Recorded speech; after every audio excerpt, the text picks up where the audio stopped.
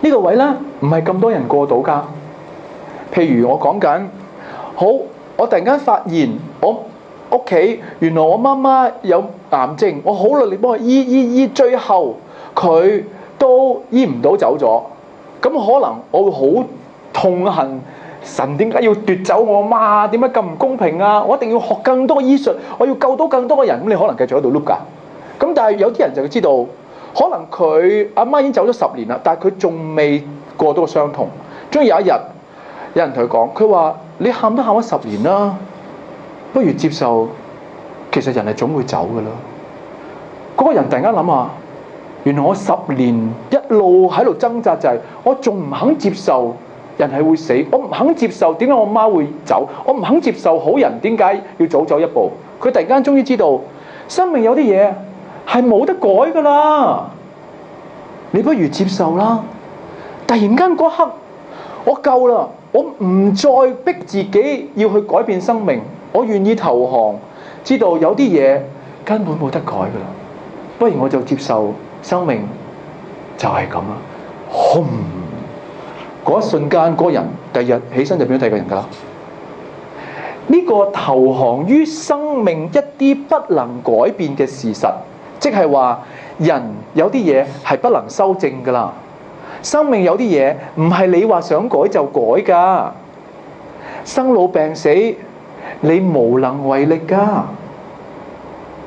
你一定會老㗎，你個波一定會揼㗎。你接到一揼都好緊要，咁咪算啦。所以我想話俾你知，呢個位咧喺你年青，你係唔會做嘅。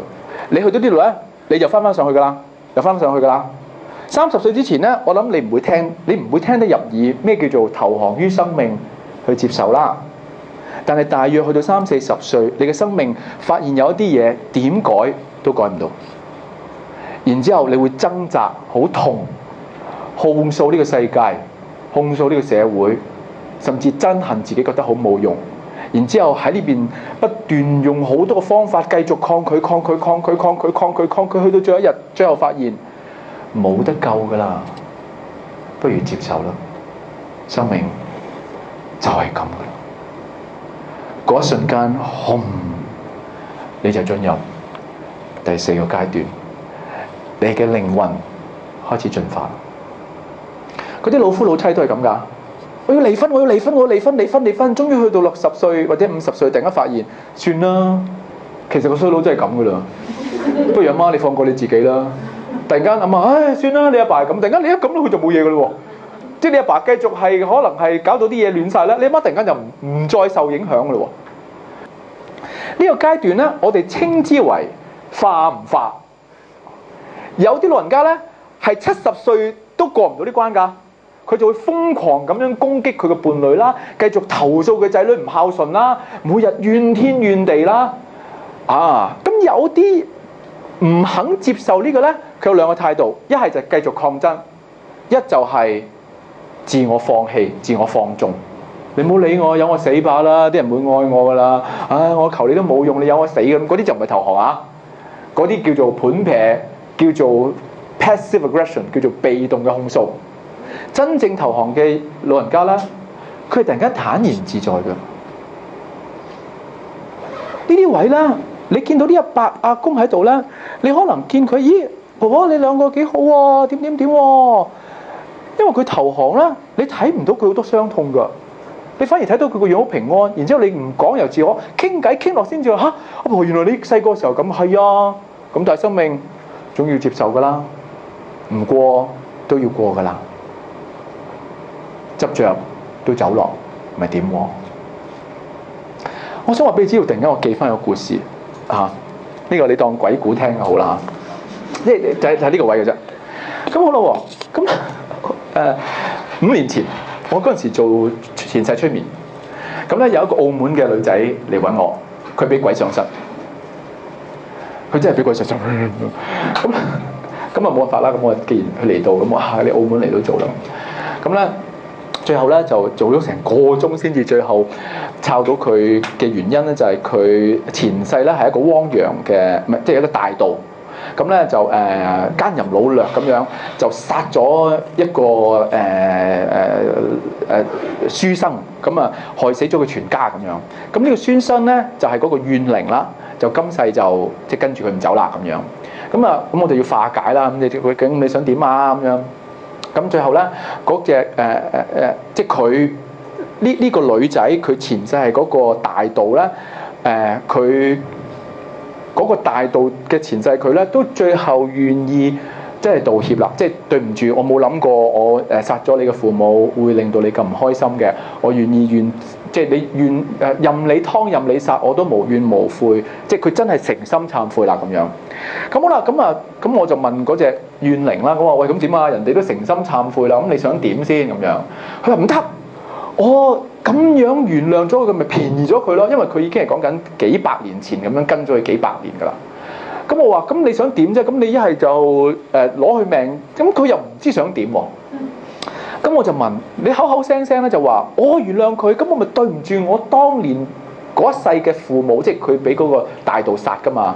咁我就話咁即係所以我唔可以咁衰仔原諒佢嘅嚇，我要為佢哋爭分有氣嚇，所以唔得咁樣。咁跟住咧，佢仍然 loop 喺自己嘅故事入邊。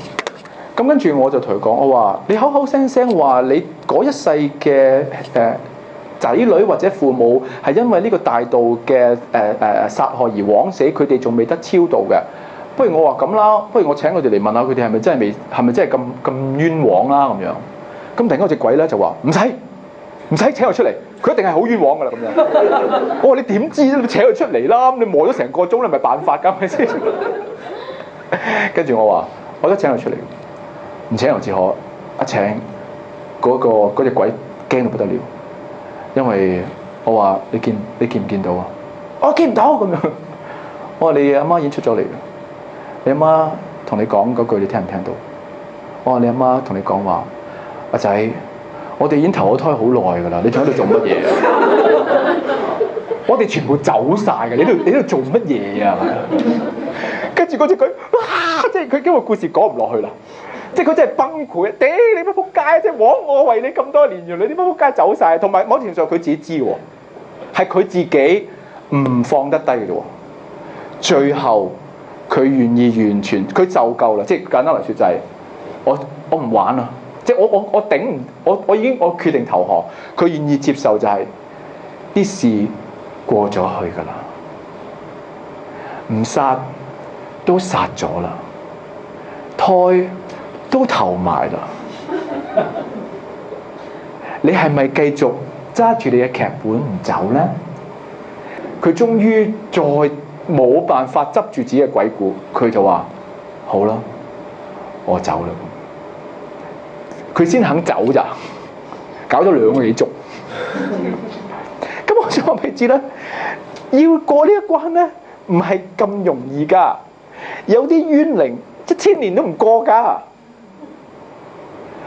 咁你覺得阿 Sir 咁我哋又唔係冤靈？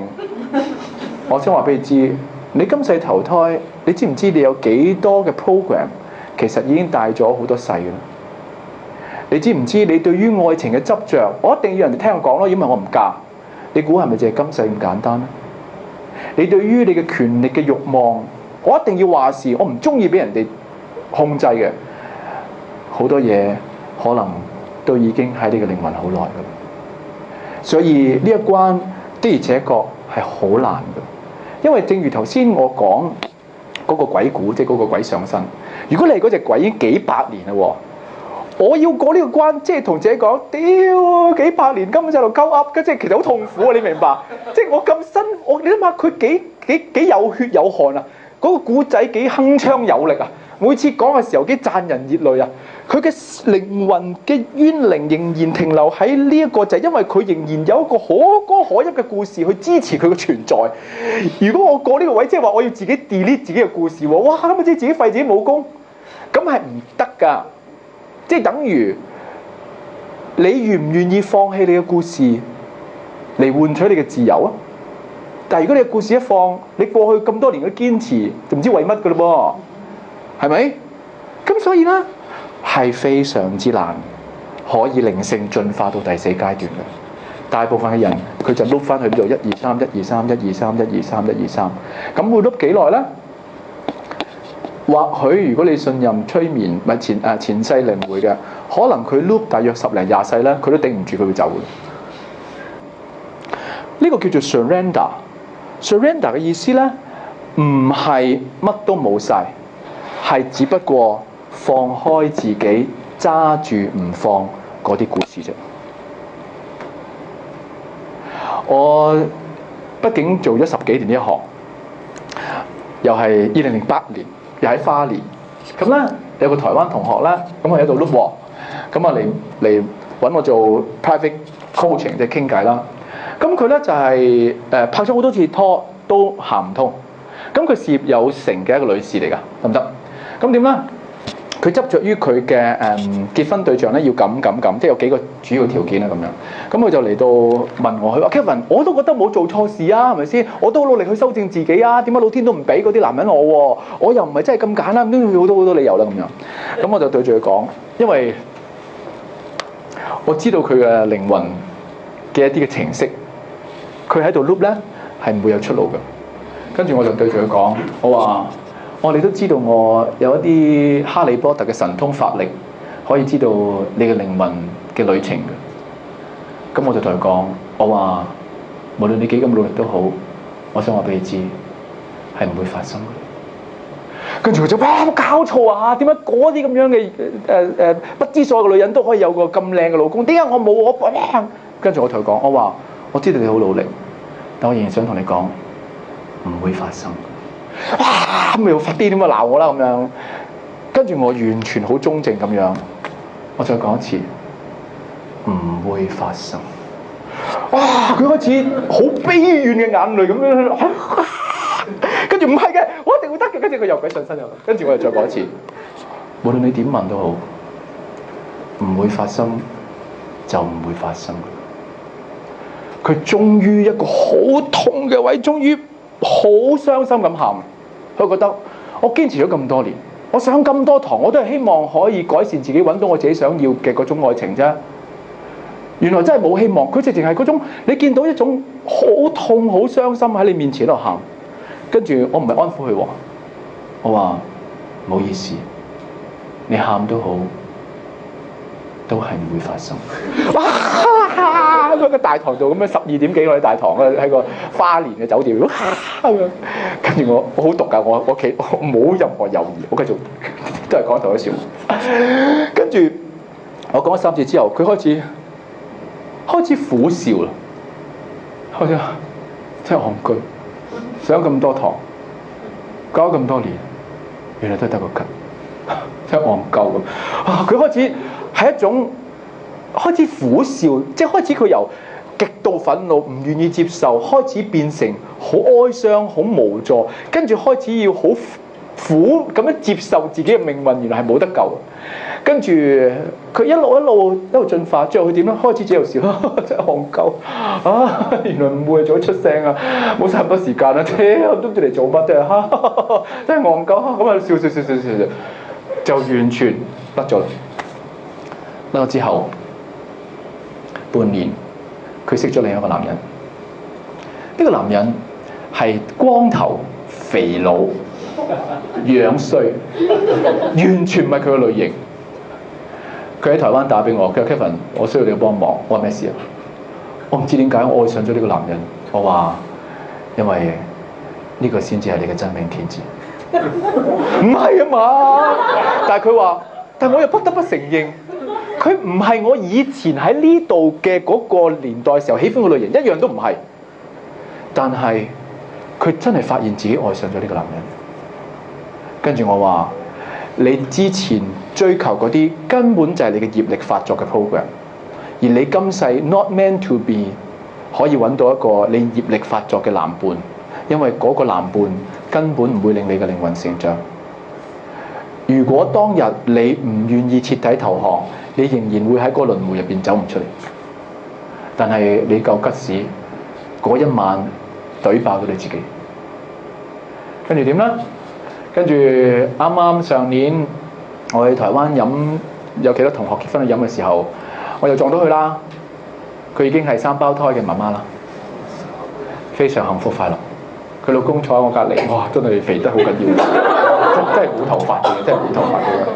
但係你感覺到佢哋兩夫婦嘅恩愛。咁我就話俾你知，呢一關咧係好難過㗎。偶爾咧，我會好毒咁對住啲同學咧就懟爆佢咯。因為我知道你今世呢啲全部係你嘅業力嚟嘅咋，你揸住唔會有嘢發生㗎。你嘅靈魂已經塞咗喺度好多世㗎啦。你要自己破你自己嘅業力。